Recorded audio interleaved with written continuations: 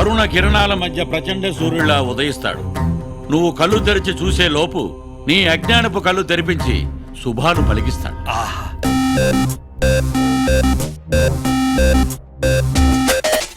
ఎవరేం అడిగినా ఇవ్వాలి కదా, అందుకే దేవుడాడు.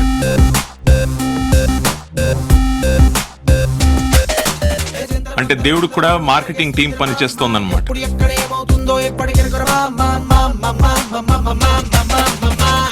ఈ 50 లక్షలు తీసుకొని నైట్కి నైట్ ఈ స్టేట్ గోడ దుంకి జంప్.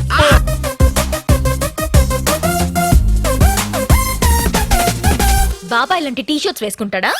టీ షర్ట్లు జొబ్బాలు మనుషులకమ్మా. భగవంతుడు ఏదన్నా వేసుకోవచ్చు, ఎలా అన్నా ఉండొచ్చు. అదిరే దడబుట్టిందే వయసే, వడబెట్టిందే మతినే, సడగొట్టిందే అసలేమై ఉంటుందే.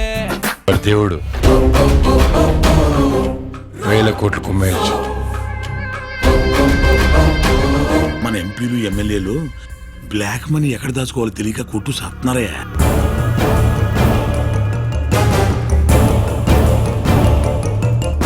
పిచ్చి జనం రా పాపం. ఎప్పుడు వీళ్ళకి ఎవరో వస్తారు ఏదో చేస్తారన్న నిస్సహాయత ఎప్పటికీ పోదు.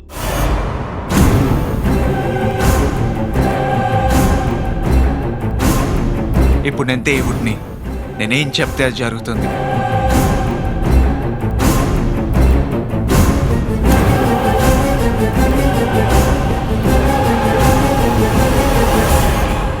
సార్ సార్ సార్ ఏంటి సార్ ఈ అన్యాయం? ఏ పురాణంలో ఉంది సార్ మనిషికి కరెంట్ చౌకిచ్చి చంపేయచ్చని?